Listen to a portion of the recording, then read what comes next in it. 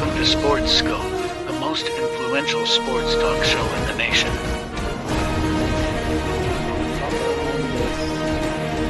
What is today, the 19th? Stay tuned for updates and great sports content. Hello, everybody. Welcome to Sports Scope. I'm your host, Robert Butler, on this second day of April. That means we are, 3 weeks from Thursday would be the NFL draft. Tomorrow, folks, I'm going to try to do a mock first top 10 in the NFL draft. I'm going to work on that tomorrow. Talk about that on the air, break that down. And remember, Thursday, I want to say, what date is it? The 27th, I want to say, but don't quote me on it. Thursday, the 25th, myself and Carlos Mad New Yorker Chavez will be doing a show talking about the first 10 picks. We'll be on for the first 10 picks of the draft. So that's coming up. Great game last night. 12 million people. Highly rated game between Angel Reese, Caitlin Clark, LSU, Iowa. It was all that. I thought it was all that, and it was all that. I mean, look at the ratings. I'll break that down. Got a lot of good quotes from that. A lot of opinion on that game, how that's played out. Rashid Rice, now he has admitted, TMZ reported today, the Kansas City Chief, second leading receiver for the Kansas City Chiefs, that he did lease that Lamborghini, and he does own that Corvette. So, yeah, he's out quite a few bucks there. I'll talk about that story as well. Malik Neighbors, man, what a pro day. Same thing for Michael Penix. Michael Penix climbing up the draft board. So, let's take our first and only break. I'll be back here in 49 seconds. We'll hit the ground running here on Sports Scope. Hello, Sports Scope followers. The program has seen tremendous growth since going 5 days a week. I just wanted to thank everybody for your cash contributions and sharing the program with friends and families. Just a reminder, if you want to contribute to the program, go to the Cash App, the cash sign, and Sports Scope. There are other ways to contribute to the program listed at the bottom of the screen. If you want to advertise on the program, go to sports, that is sports with an S, another S, scope, SKOPE, at gmail.com, just like it's listed at the bottom of the screen. Thank you and enjoy the program. All righty then. Okay, now, LSU, Iowa.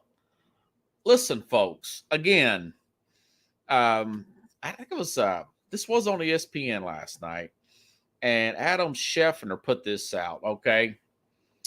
12.3 million viewers, ranks the second best NCAA tournament game of 2024 men's and women's. Also beats out 4 of the 5 NBA Finals games and every World Series in most recent postseasons.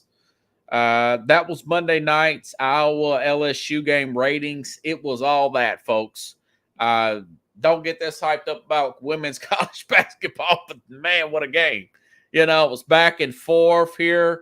Caitlin Clark, that performance, and I want to say what she have, 41 points, 15 assists, some wild numbers like that. Let me make sure I got these numbers right here.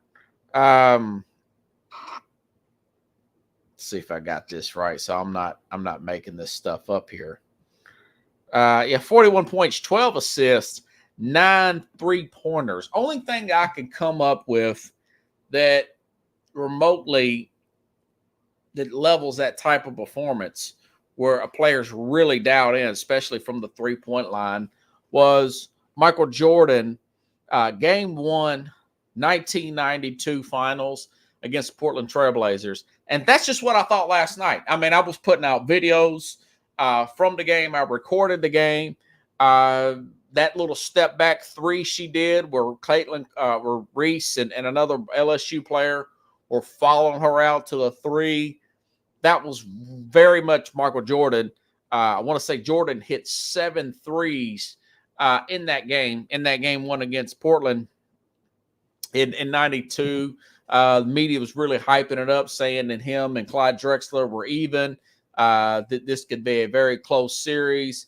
Jordan took it personally. He thought he was a much better player than Drexler, and he proved it right off the bat. 39 and 11. I mean, think about it. Jordan, game one, 39 and 11, Portland Trailblazers.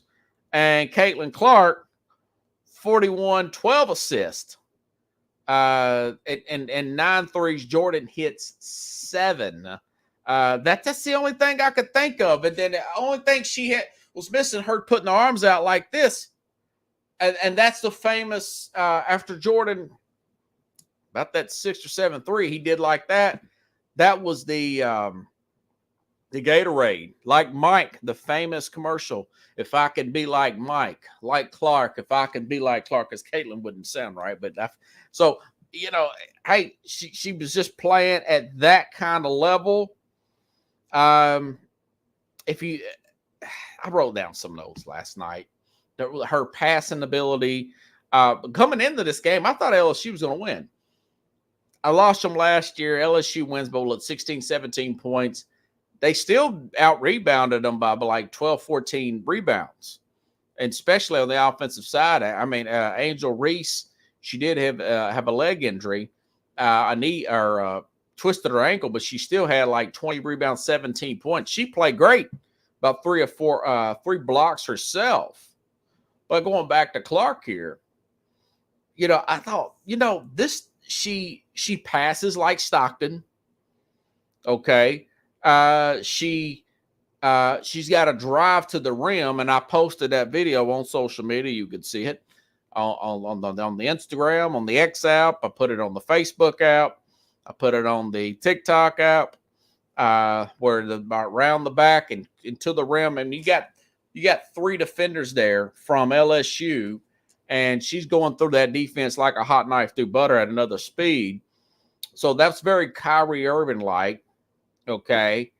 And passing like Stockton, putting the ball only where she's bringing in so much of this is in the second half, bringing in so much of the defense. One of those 12 assists, these very Stockton to Malone, where only Malone could catch the ball. And that step back 3, that's also a very Steph Curry like specialty type of play here. And I thought it was just me. Paul Pierce on the Undisputed, former Boston Celtic, who doesn't pull any punches, 0 punches, had this to say about Caitlin Clark. If I can get it, let's see what he says. Caitlin Clark, let me tell you something before I get to her. I was mesmerized by her, and I will tell you this. This was the greatest performance I've ever seen in the NCAA tournament, girl or boy. Greatest performance. On this biggest stage. I'll tell you why. Because rarely does a game like this live up to its hype. Yeah. Rarely do you have the 2 superstars play like superstars, because you got to understand that the scout report is geared to stop you. All the hype coming into this is going to be people who've never watched a girls' basketball game watched. A lot of people watched for the first time yesterday and saw the potential that a girl who's been in the spotlight all year long live up and even to me surpass what I expected.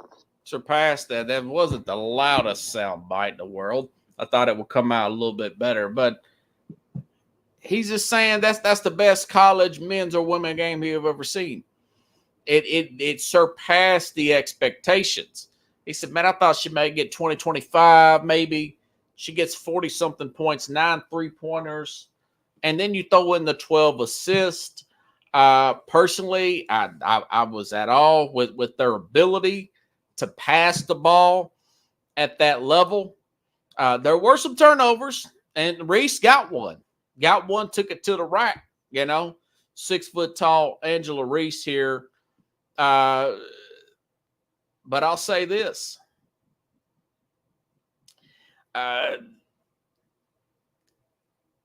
They actually look like the faster team.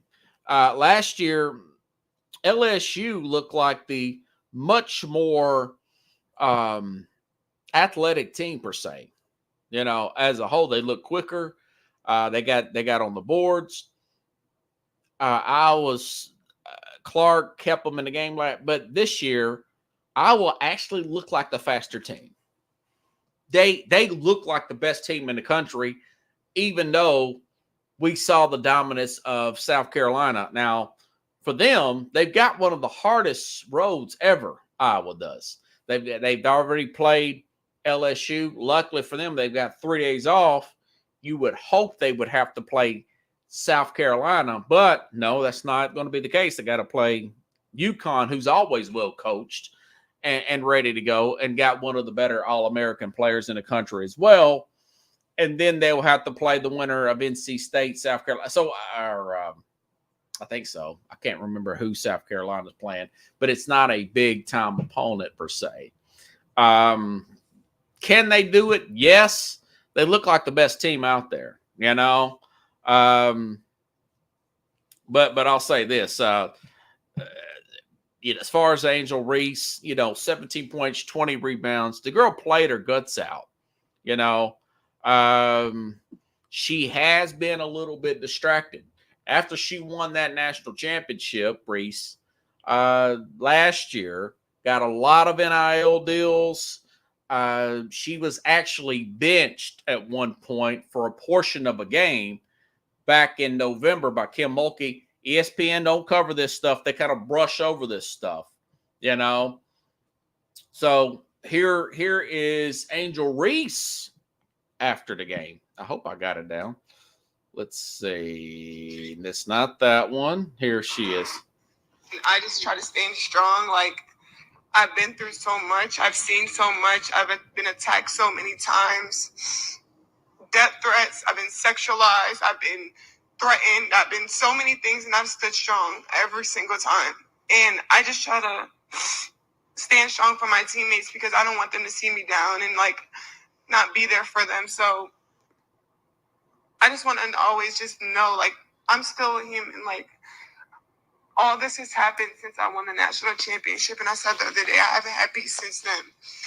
And it sucks, but I still wouldn't change. I wouldn't change anything, and I would still sit here and say, I'm unapologetically me. I'm going to always leave that mark and be who I am and stand on that. And hopefully the little girls that look up to me, and hopefully I give them some type of inspiration that, hopefully it's not this hard and all the things that come at you, but keep being who you are. Keep waking up every day. Keep being motivated, staying who you are, staying 10 toes, don't back down, and just be confident.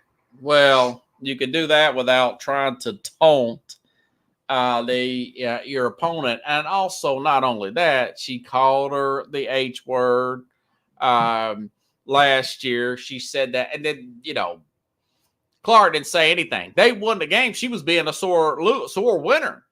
She was taken back last year by this 5'11" chick from Iowa getting all this attention and scoring all those points, even though they won the game. As far as the death threats, I'm sure the university has a policy or procedure to deal with that. Whether you report it to the local university police or the FBI, I'm sure being a public figure like that at LSU, they have something to go to in place. But that's what she brought. She brought a lot of that on herself with her attitude last year. That being said, she did give Clark a hug this year. I was personally thinking, I think I sent her to her on the Expos. She's way too attractive, Angel Reese. Way too successful to be such a hater on Caitlin Clark last year. I think she kind of figured that out. She's grown since then.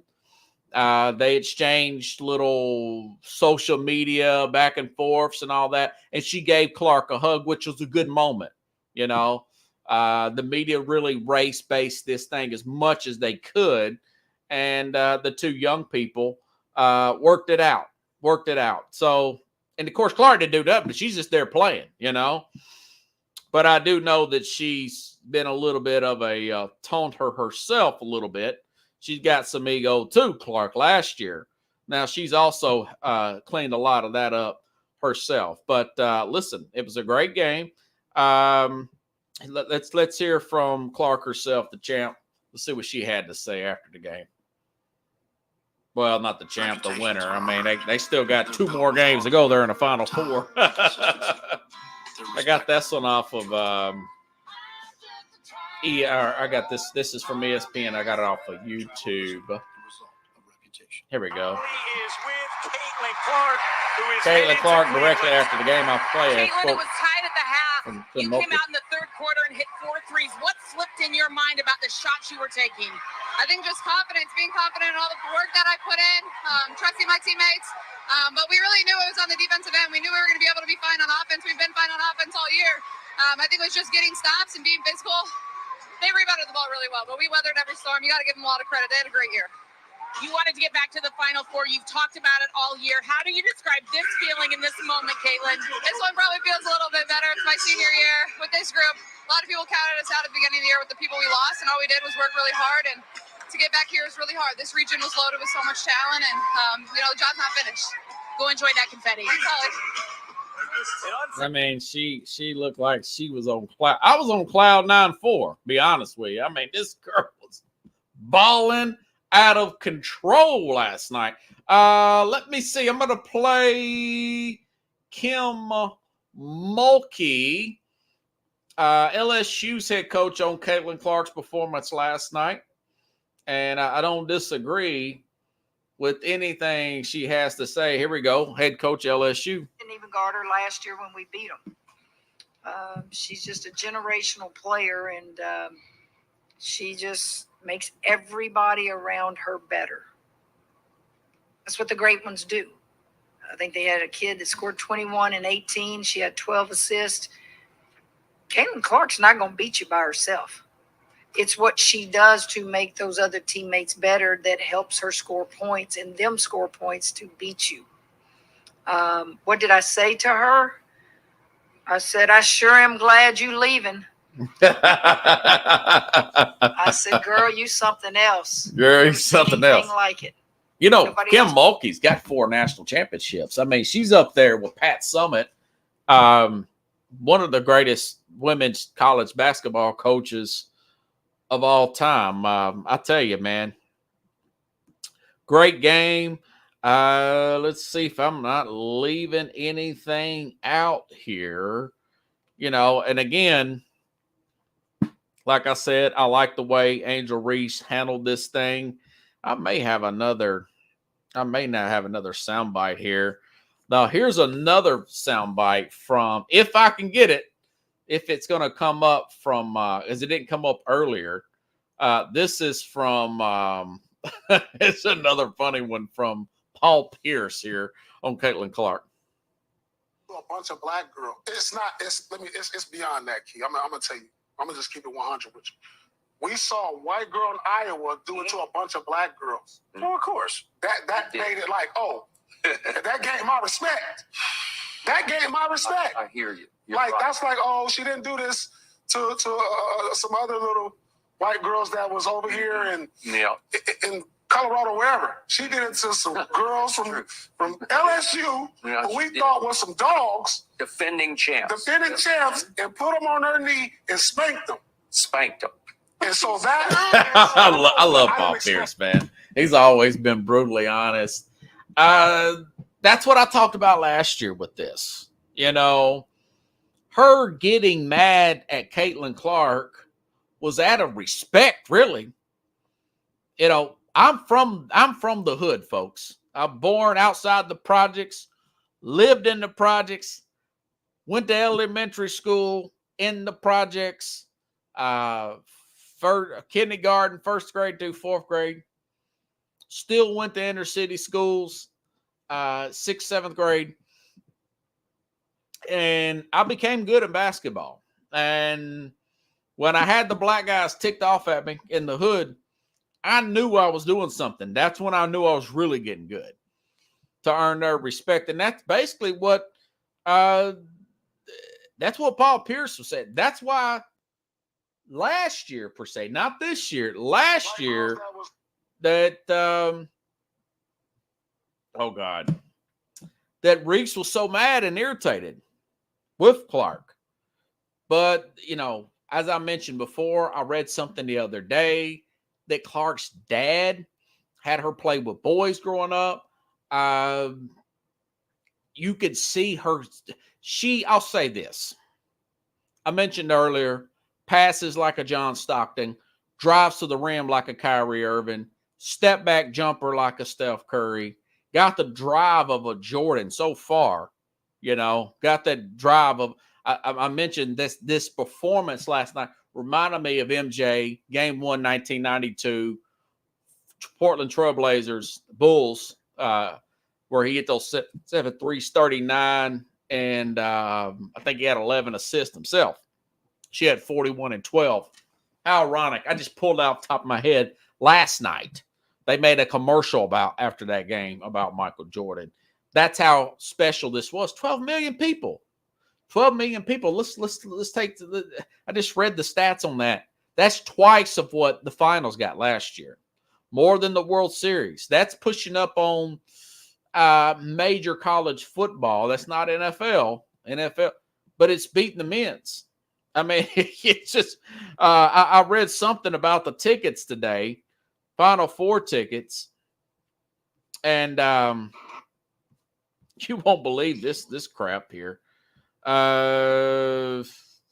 Men's Final Four tickets, minimum ticket price, $571. Women's Final Four tickets, minimum price, $970, almost, it is $400 difference in the women's game. Go figure.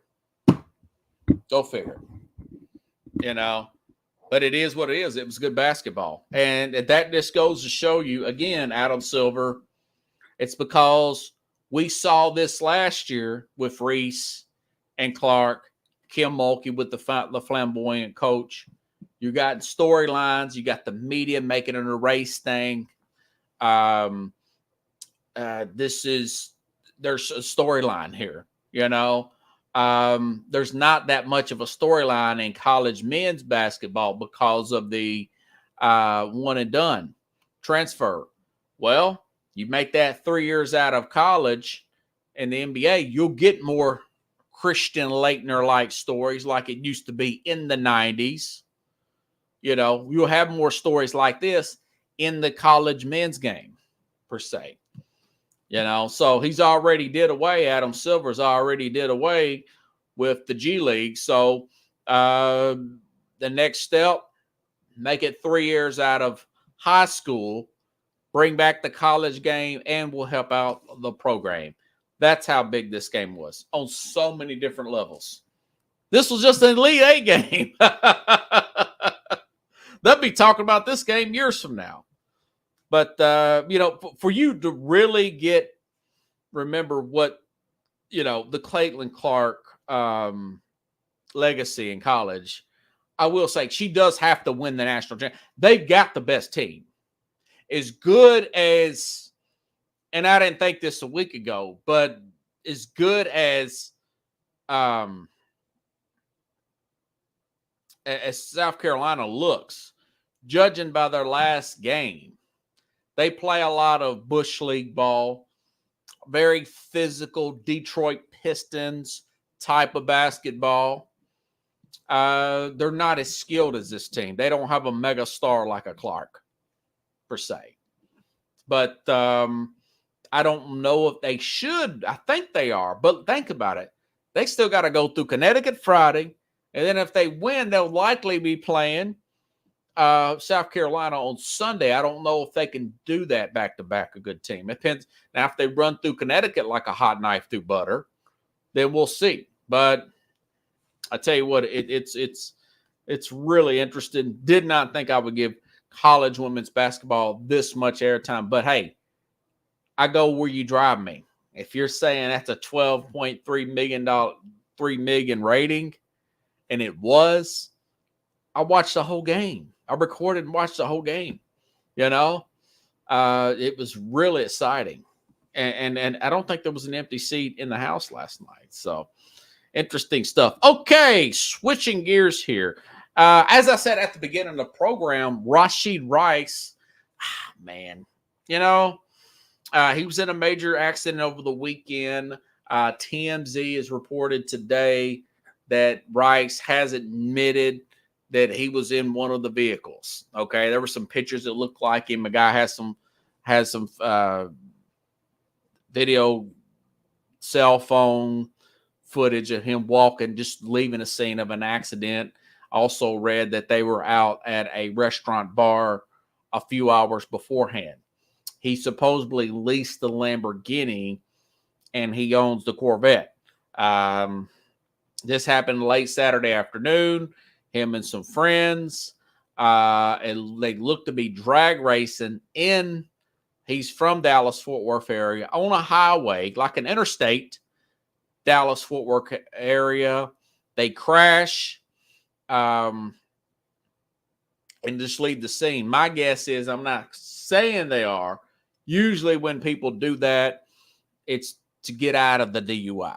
That's usually what that is. It's really hard to prove once a person has left the scene.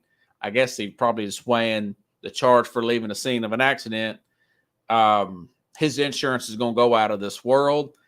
That's a bad look because he is on camera now, leaving the scene of an accident where people got hurt. There was like 6-car crash there. But let me say this. A lot of people do not think about it this way.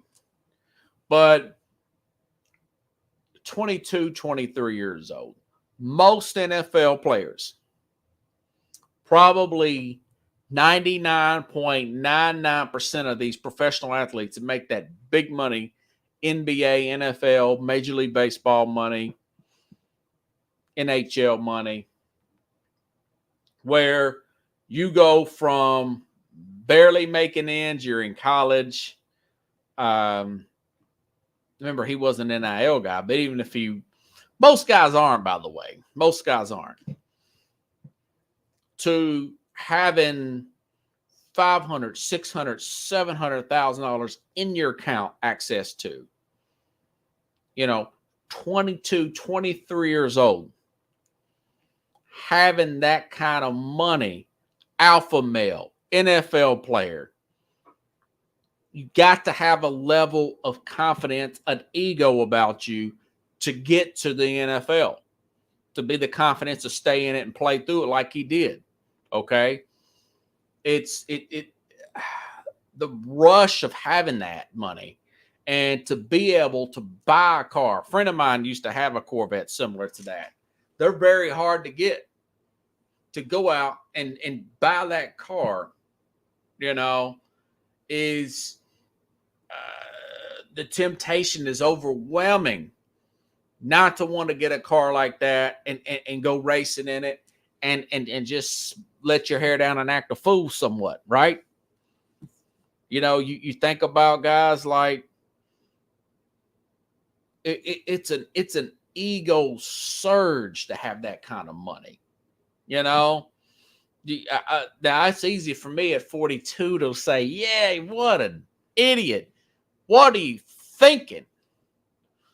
But at 22, 23, I've been to 2 Super Bowls in 2 years.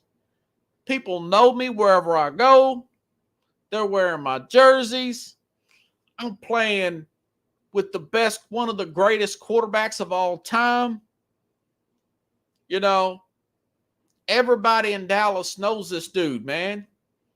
He is on top of, he's wanting to show off. And I could see myself getting in a situation like that. I got in a bad wreck when I was 16, acting a fool. I had an 83 Caprice. But, they don't, if I'm a coach, I say this at the rookie symposium. And I know that Saban does this, but you need a Saban all the time talking to you. He coached Henry Ruggs. He talked about maybe if somebody would have been around Henry Ruggs and got the keys from him, maybe he wouldn't be in a situation he was in. Ruggs, Corvette. Was it 2 years ago now? 2 years ago? Yeah. Maybe 3 almost. Going on 3. Guy has a wreck in the Corvette, ironically. Fast car with the girlfriend. Hits a woman. Her dog burns up. It's a total tragedy. Whole career is probably over with. He's got a chance, but now he's got to go to prison because he killed this woman. Poor young lady and her dog. Then you think about a guy like Jalen Carter. It's that rush, Carter's coming off a parade. They just won a national championship parade at Georgia. Okay. He's street racing. He's street racing at Georgia last year. This time last year, last January, wasn't, but people were asking him at the, and one of his teammates died. Offensive lineman died. It's that on top of the world. You want to live the way you play.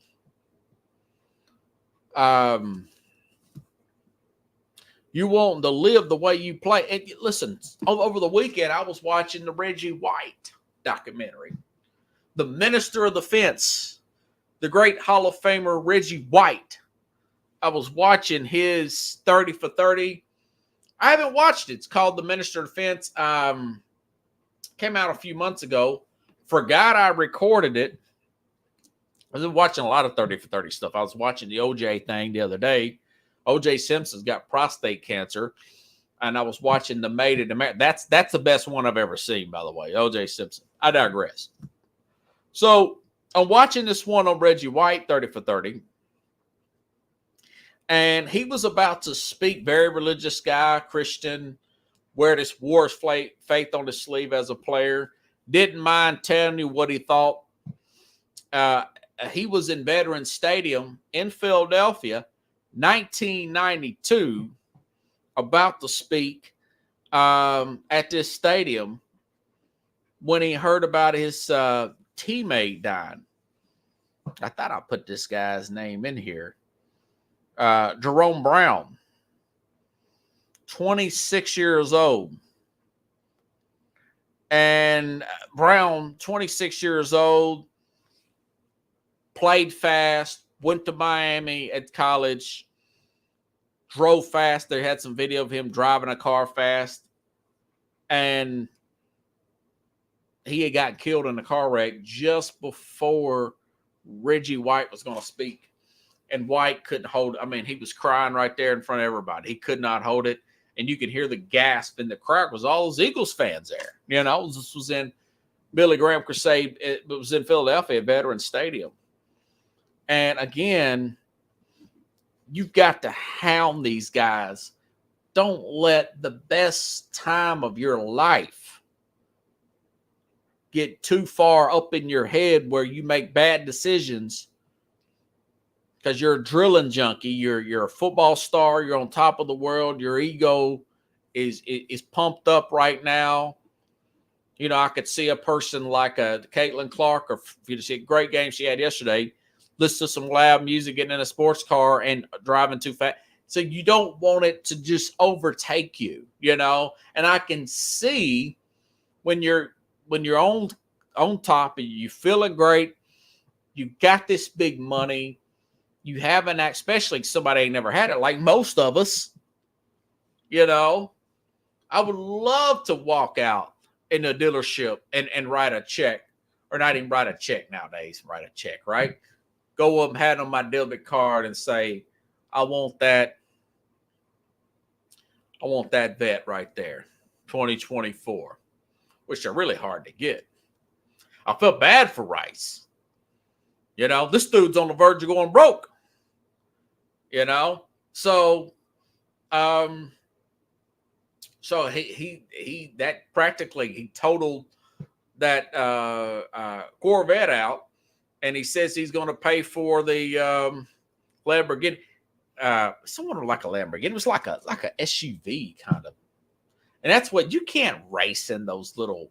It was one of those little mini SUV Lamborghinis. It wasn't like the like the Porsche SUV. It wasn't like the actual car Lamborghini. I don't think you'd have lost control of that. But they hit another lady and left. So personally, if I'm in the NFL, I suspend him 2 games for that because he's on camera, and it's embarrassing. It's embarrassing to the league, But if I'm the NFL, something that I would, rookie symposium, pre-camp, training camp.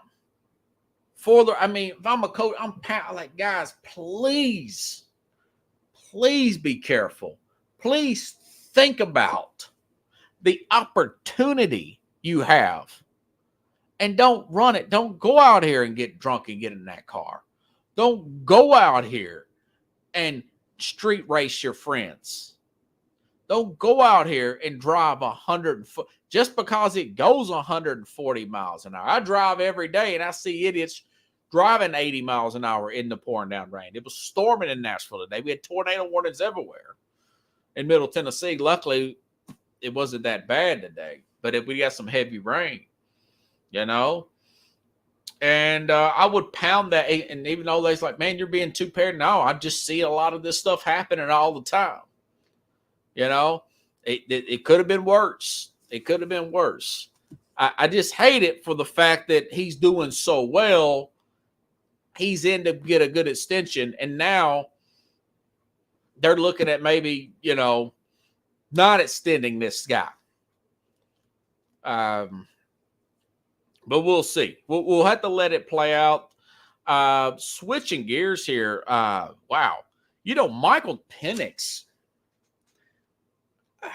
I read. Well, for one thing, Michael Penix had a pro day the other day. All right.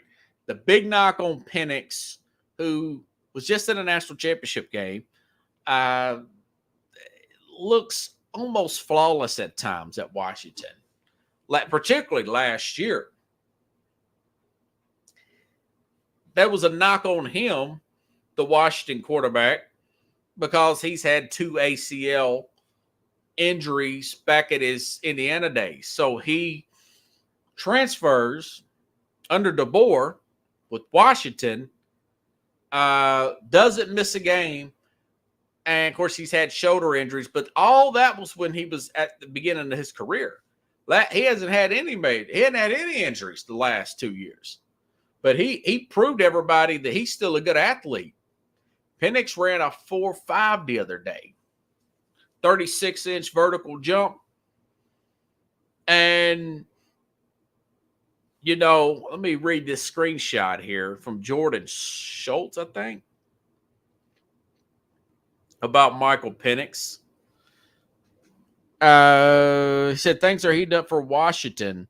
Michael Penix. He's had dinner with the Giants in Seattle after his pro day, followed by a private workout with the Vikings in Seattle. Penix will have top 30s with the Broncos, Falcons, Raiders, and Commanders. Now, I don't know if the Commanders, I don't know why the Commanders would do it, but I'll tell you this.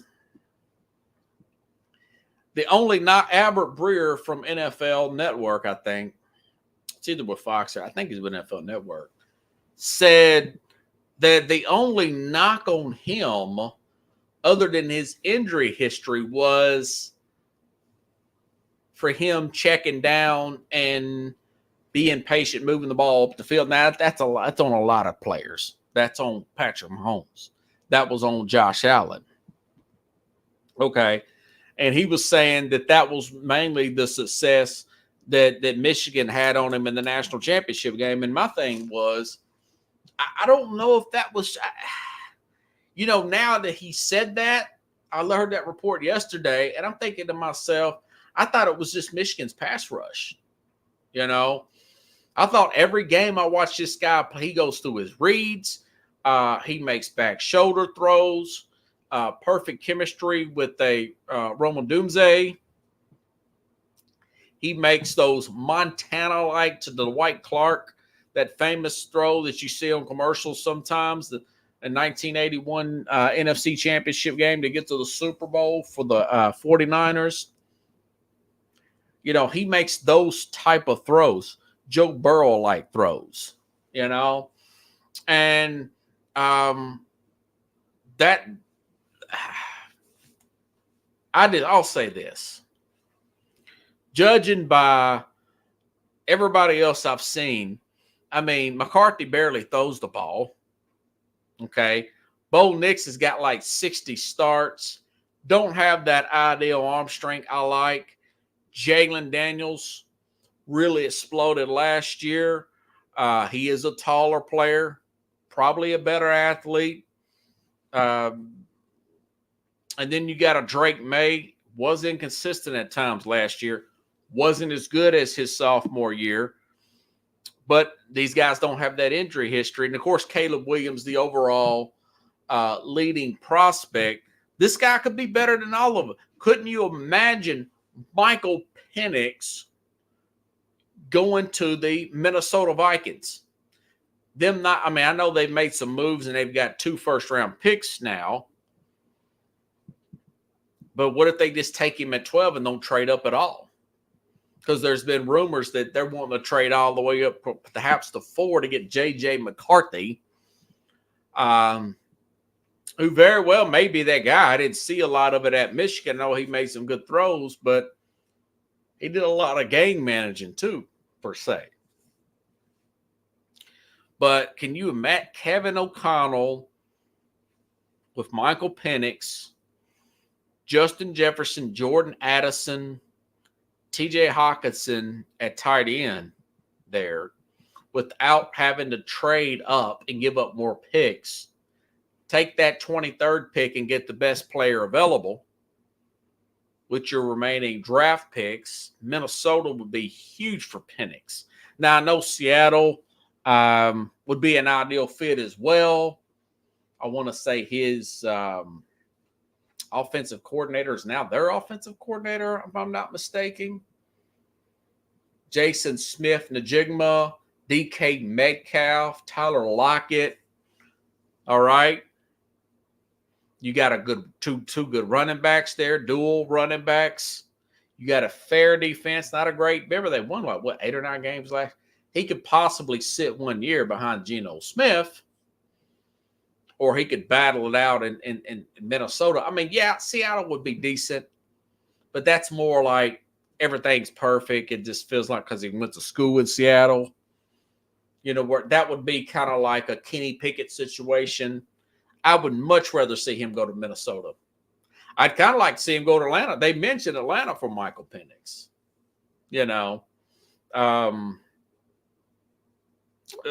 Back up Kirk Cousins for a year or so and see what happens right there. And I mentioned the Giants. I don't know if the Giants would take him at 6, but they probably should. My guess is they'll probably take one of these receivers, and they may try to work something with their other second-round pick to move back in the first round, or they may just hold their breath and see if he follows the second round. I don't think he's going to go the second round. The more I read this, I think that there's too many teams out there. Denver needs a quarterback. The Raiders may take a quarterback at 13. Okay. We know Washington needs a quarterback.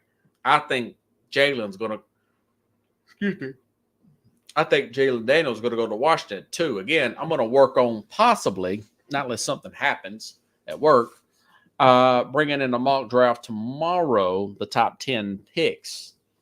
And I really think that Jalen Daniels from LSU is going to go number 2 to Washington. But Penix running at 4 or 5, I think he's going to be a first rounder because of that, you know.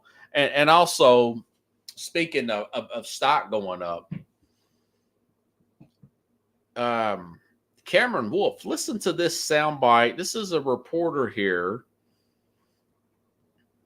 Cameron Wolf on, I think he's with the NFL Network also. But then again, he might, NFL Network, talking about Malik Neighbors, LSU sensation receiver. 30 visits. The Cardinals today. Chargers tomorrow, poor sources. 2 teams picking in the top 5 with interest to sign Neighbors. Listen to Cameron Wolf off the NFL Network on Malik Neighbors. Since wide receiver 1, Malik Neighbors is making a big mark, and I can tell you today he is meeting with the Arizona Cardinals in Arizona. Tomorrow he is scheduled to go to the Los Angeles Chargers, and before his pro day he met with the New York Giants. And so teams picking 4, 5, and 6 are the first 3 teams having Malik Neighbors meeting with him. That should tell you how high his interest is. And talking with teams over the last couple of weeks, it's made clear to me that multiple teams have Malik Neighbors as wide receiver 1 on their wide receiver 1 over Marvin Harrison. This guy, 42-inch that's Michael Jordan vertical, 4.35. That's not a misnomer. That's not a misprint. In the 40. Okay. Sub 4.4 for Malik Neighbors. All right. His numbers, by the way, last year, 89 catches, 1,569 yards out of what some have called the wide receiver U. I call him wide receiver South. Okay? Because Ohio State has been putting out some ballers too, okay? They've been they're Garrett Wilson, Olave, and Harrison, who had a better, I was more impressed with him at 22 than I was in 23. But 67 catches for Harrison Jr. last year. Only 1,200 yards. 14 touchdowns for Malik Neighbors. They both tied with the same amount of touchdowns here. Remember Harrison, very standoffish. Harrison did not run the 40. He didn't do anything. He didn't do the combine. He didn't do the pro day. I don't know if he's doing private workouts. I don't know. Me personally, I think he stopped wanting to get better, Harrison, I'm talking about, because he was so good his sophomore year. His stock was so high. He's got the dad pedigree. Dad's a Hall of Famer, runs like his dad.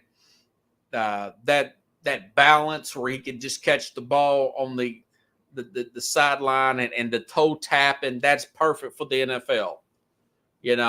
He's very impressed. All that was sophomore year. Now, of course, he was playing what we now know is an excellent quarterback in C.J. Stroud, who could be a big star, rookie of the year at NFL last year. But I also think that he pulled back last year. He pulled back because he knew that he in his mind, he couldn't get any better than last year or than his sophomore year. But, I've heard some other players, James Jones says, why? That's just not being competitive, man. It's like, so again, if it's a tiebreaker, and I just read, by the way, SEC competition better generally than Big Ten. Now you can say, well, they had Michigan. Yeah, that's one game. LSU plays Alabama.